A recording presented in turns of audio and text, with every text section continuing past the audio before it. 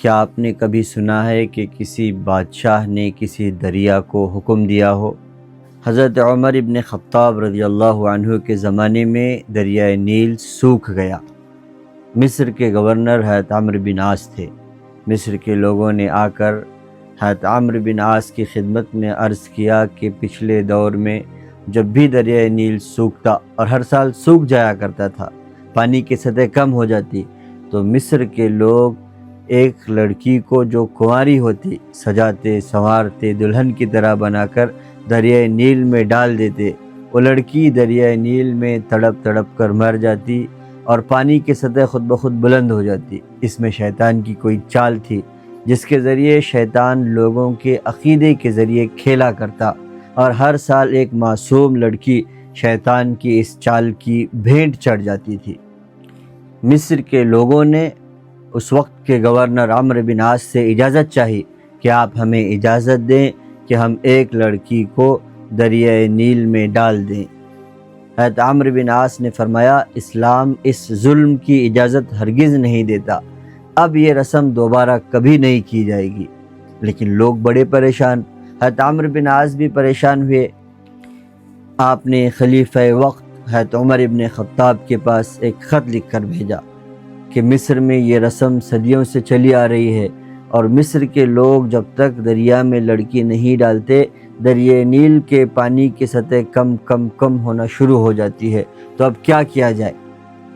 میں نے تو ان لوگوں کو اس وقت منع کر دیا۔ تو حضرت عمر ابن خطاب رضی اللہ عنہ کے پاس جب مصر کے گورنر کا خط پہنچا تو آپ نے جواب لکھوایا۔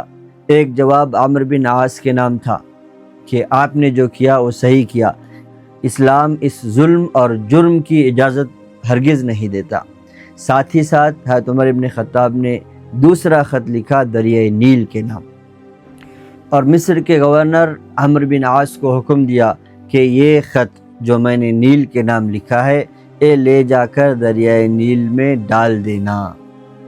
خط حضرت عمرو بن عاص کے پاس پہنچا تو آپ نے وہ خط لے جا کر دریائے نیل میں رات کے وقت ڈال دیا۔ ایسے دور میں جب بیٹا اپنے باپ کی نافرمانی کرتا ہے، جب بیٹی اپنی ماں کی بات نہیں مانتی، خلیفہ وقت عمر ابن خطاب نے نیل کو حکم دیا، ایک دریا کو حکم دیا۔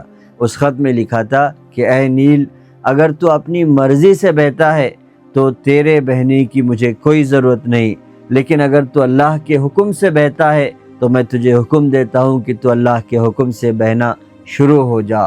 رات کے وقت اس خط کو دریائے نیل میں ڈال دیا گیا، لیکن جیسے ہی صبح ہوئی تو مصر کے لوگ حیران رہ گئے کہ دریا اپنی طغیانی کے ساتھ، عروج کے ساتھ بہنا شروع ہوا۔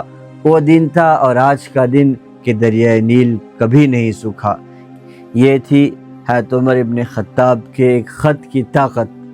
اللہ کے نبی نے ایسے نہیں کہا تھا لو کان بعدی نبی لکان عمر، میرے بعد نبوت کا سلسلہ بند ہو گیا، اگر کوئی نبی ہوتے تو عمر ہوتے۔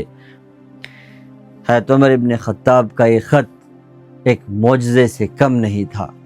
اسی لیے ہمیشہ یہ بات یاد رکھیں کہ دنیا میں ہر چیز اللہ کے حکم سے ہوتی ہے۔ اللہ کے حکم اور مرضی کے بغیر اس کائنات کا ایک پتا بھی حرکت نہیں کر سکتا۔ اگر اللہ چاہیں گے دریا بہے گا، اللہ چاہیں گے دریا سوکھ جائے گا، اللہ چاہیں گے بارش ہوگی، اللہ نہیں چاہے گا بارش نہیں ہوگی۔ اسی لیے مانگنا اللہ سے ہے، جڑنا اللہ سے ہے۔ اللہ ہمارے سارے مسائل کو حل کر دیں گے۔ اللہ تمام لوگوں کے تمام مسائل کو حل کر دے۔